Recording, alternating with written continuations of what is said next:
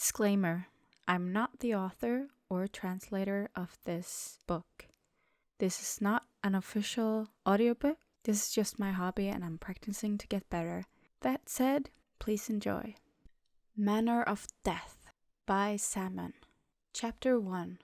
Prejudice. It was the first word that came to mind when I picked up a look of disdain on a young female staff.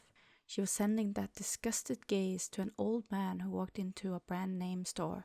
From what I could tell, he was probably in his late 60s. His grey hair was disheveled. He dressed in an oversized shirt and a pair of shabby jeans. The man limped into the store and trying to pick some clothes as if he wanted to buy it. I hung the shirt, the one I had picked out earlier, in its original spot on the rack before turning to look at this phenomenon with great interest. Would she know that under the shabby shirt lay a 5-baht gold necklace hanging around the man's neck?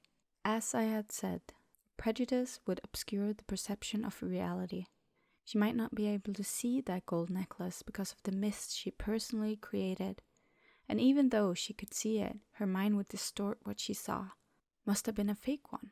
There is no way that people like this man would be able to possess a big gold necklace and stroll in to buy designer clothes with these prices.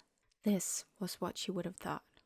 I paid for my things at the counter and walked out of the store holding 2 paper bags in my hands. There were clothes in one bag and donuts for my breakfast before heading off to work in the other. Tomorrow evening, I'd be having dinner with my best friend in high school.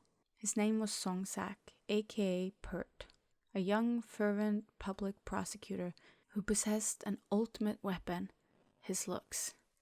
I was quite envious of him that not only was he handsome and had a nice job, he also dated multiple women.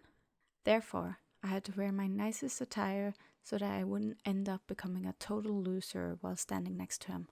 But that wasn't the reason I bought a new shirt. It wasn't that important to look handsome, that I had spent thousands of baht for this. However, the shirt I wore yesterday during my job was drenched with abdominal fluid of the corpse I had performed an autopsy.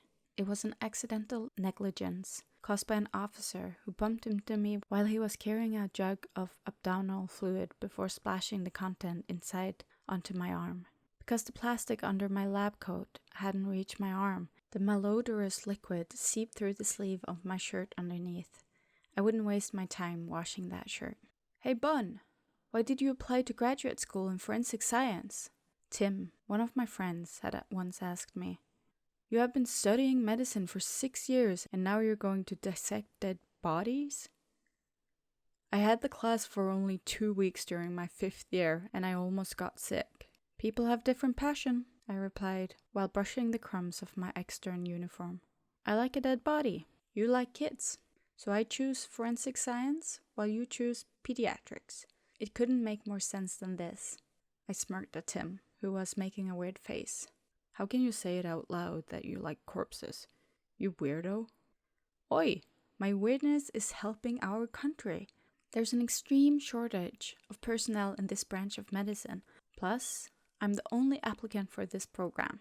The professor almost burst into tears when my application reached the department. I stood up from my seat in the medical school cafeteria, picked up my steth, and hung it on my shoulder. Hurry up, Mr. Pediatrician, the conference is about to start. In truth, I wanted to provide a longer answer, but it would be too dull. I didn't like explaining my own thoughts to anyone. It would be more fun to leave others guessing. My emotions and thoughts would be kept behind the curtain, representing a funny, talkative, and eloquent guy.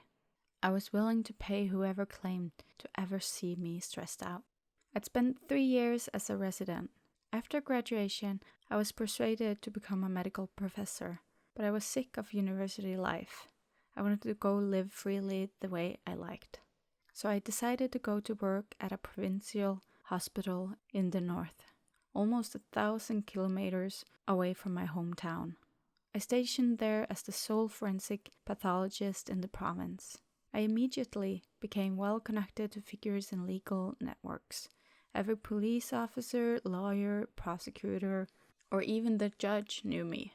My name is Banakit Songsak Dinna, MD, a 30-year-old forensic physician in the provincial hospital. single. I used to have a girlfriend, a beautiful bank officer, but she didn't seem to be happy with a man who had been dissecting dead bodies on a daily basis. So she left me 3 weeks ago. Pert held a glass of beer, laughing his ass off after learning about my single status. Oi, since when did your lovely big boobies pray dump you? You never told me. A tall man in an expensive shirt and pair of slacks put down the glass of beer on a table. He looked at me with a serious gaze. Whatever, you guys had already broken up. So? I frowned, staring at his serious gaze. Then, it's my chance. His handsome face drew closer to me, the symmetrical mouth stretched into a heart-wrenching smile. I got goosebumps all over my body because of his smile. Give me her number. I raised my finger, the same one I always held the scalpel to cut open the dead bodies, and flicked on his forehead with all my might. Pert cried out, returning to his seat while stroking his forehead. What the hell? No, I won't. How about you go and break up with Cherry, Mai, Sam, or whoever you're dating first? Dr. Bun, don't stand in the way. You'd better let your exes go to a decent man like me. This was a casual conversation between Pert and I, whenever we were off working grounds in a courtyard of an outdoor restaurant where people were strolling around. Nearby tables situated only a few meters away from one another. We wouldn't discuss our work, which related to crimes of assault or murder in public like this. Therefore, our usual topic of discussion would inevitably involve the love affairs of two lonely men in their 30s. By the way, why did you two break up? Pert asked me with a more serious tone. I don't know. We couldn't get along, I guess. I shrugged, making a point that I was unperturbed. I'd broken up with Prey for a certain reason, which I wasn't planning on telling anyone anyway.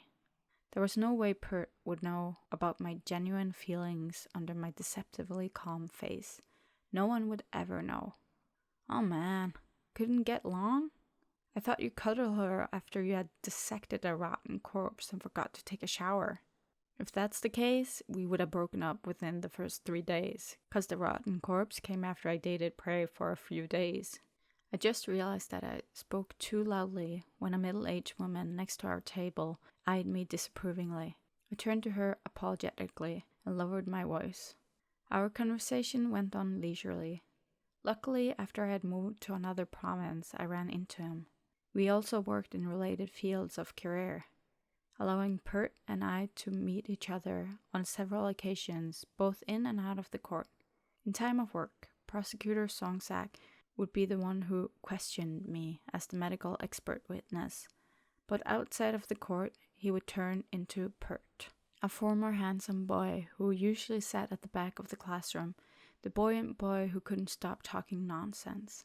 By the time I arrived home, it was already midnight.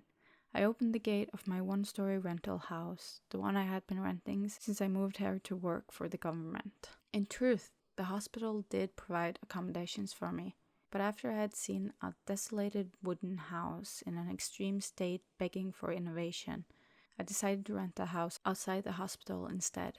Fortunately, there were houses for rent in a housing estate not far from the hospital, so I decided to rent a one-story house on this land of 280 square meters. I was going to fish out my house key from my pocket to unlock the door when my cell phone suddenly vibrated in my pocket. I pulled out my phone to see who had the audacity to call me at this time. It was a landline phone number. Having someone calling by a non-mobile phone number wasn't something unusual. If it were a calling from the hospital, it would be a landline number. But I had already saved the hospital's numbers on my cell phone. Then whose number is this? I decided to take the call while unlocking the door. Hello? The end of the line was a man's voice. Is this Nat's number? Who the heck is Nat? I immediately deduced that this was a misdialed call. No, you've dialed the wrong number. Yeah? The end of the line was quiet for a few seconds. I think I punched the correct one. May I know who this is? I opened the door and walked inside the house. I wonder why this person wanted to know who I was. Then you got the wrong number. This is not Nat's number. I immediately ended the call, If the owner of this number called again, I wouldn't answer it. That girl, Nath, probably had given him a false number. Sorry about that. A night of rest after hanging out with my friends passed by peacefully. I slept all night soundly without having any strange number calling me again.